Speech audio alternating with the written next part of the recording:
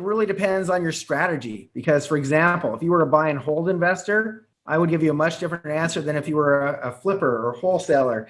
So if you're a buy and hold person, you're trying to create passive income for yourself, I'm going to give you the three things I look at when I pick a market. And number one, most people don't think about this, is you want to go to a place that is very landlord friendly. And what I mean by that is, if you look at California, for example, if you get a bad tenant in your property, they can live in there quite often for over a year without making any payments to you. And there's very little you can do. And whenever you go to anywhere that's tenant friendly, it seems like every single tenant knows how to play the system to stretch things out to stay in your home for free. There's actually books that you can buy that teach you how to be a bad tenant, which is very, very sad. You want to go to a place that is landlord friendly. That's why I do my turnkey properties in Atlanta. We can generally get rid of a bad tenant within 3 weeks, sometimes sooner than that. And so that's the number one thing. The number two thing, and this is how you create. So the first thing is to give you security. The first thing you want to do whenever you're investing is you want security and preservation of your capital. You never want to lose your seed money, because that is devastating when that happens. So that gives you your security. The second thing gives you your scalability. And what I mean by that is we want to create as much wealth as possible. Now, where most wealth comes from, despite what quite often we see if you go to a lot of these other real estate gurus, it doesn't come from your cash flow. Your cash flow comes later. The thing you want to focus on next is appreciation. Now, the reason for that is, imagine 5 years from now, if the property you paid $100,000 for, if 5 years from now, if that was worth $500,000, would you rather have that, or would you rather have an extra $50 a month rent? You get a lot further by having those big gains in the properties that you're buying. Because if you don't, how you get your next property is by going to your job and saving up a down payment again. If on the other hand, you could buy a property and it goes up tremendously, and then you sell that property, you take those proceeds, and then maybe go to a different market that's lagging behind, then maybe you turn that one property into two properties, or maybe you turn that one into three. And so I did that when I used to invest very heavily in Phoenix and did extremely well in that market. When I exited there and I took my proceeds, most of it went to Atlanta. And for every home I sold in Phoenix, I could buy two in Atlanta. So I literally doubled my portfolio without taking any money out of my pocket. So now your next question should be to me, you should be asking, well, Mike, how do you know where you're going to get appreciation? Isn't it random? How do we know this?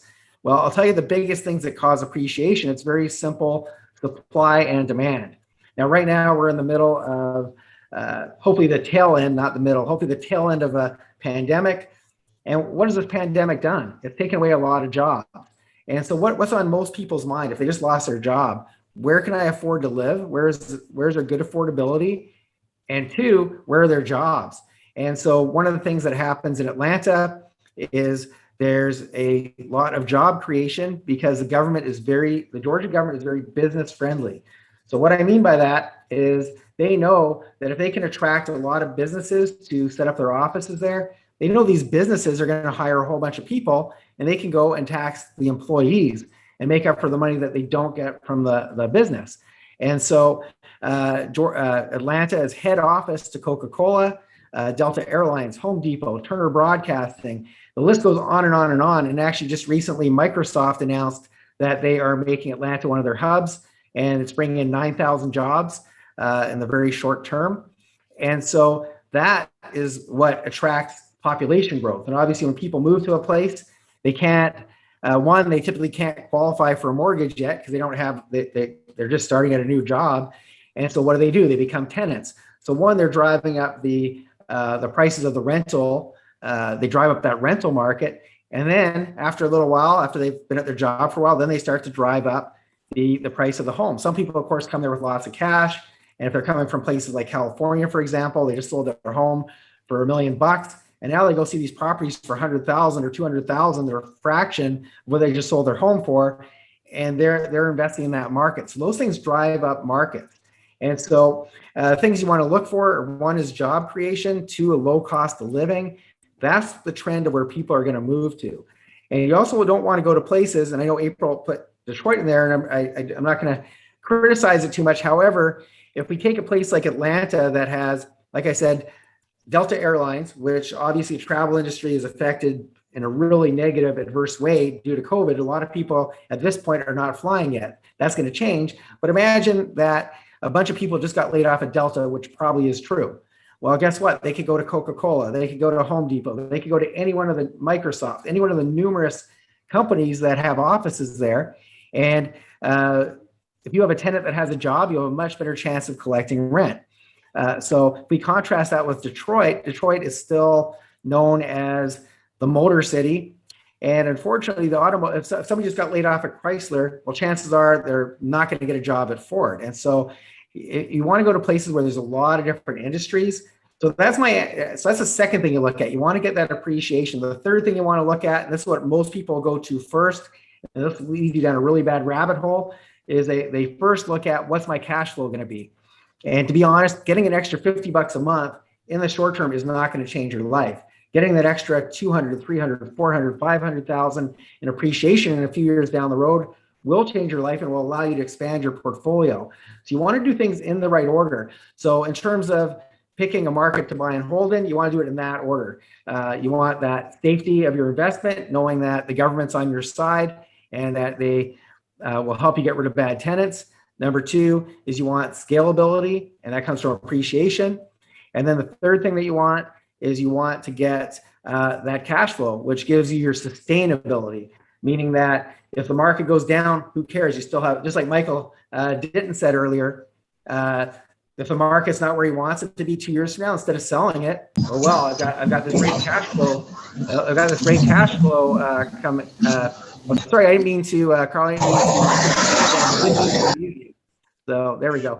I'll get to your question in a minute, Carl. So you want to go in that order. You want to do those three things in that order if you're buying and holding. Now, if on the other hand, your strategy is to flip homes, you can absolutely do that in just about any market. If you want to wholesale homes, you can do that in any market. What I would do is I would look for places with at least a 50,000 or higher population. You don't want to be doing it in some rural area where there's not a lot of activity.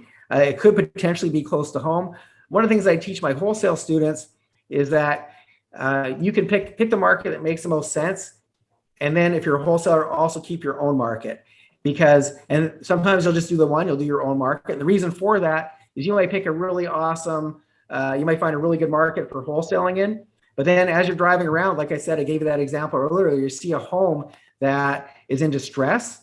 And that home is it's a perfect wholesale dealer, maybe a perfect flip for you. So you don't want to ignore the stuff that you see while you're driving around, just living your life.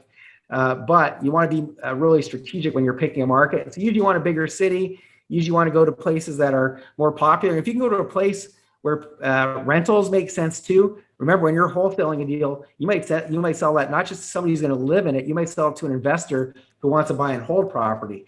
So these are things you want to look at when you're picking a market. But your strategy will really determine where to best go to pick your market.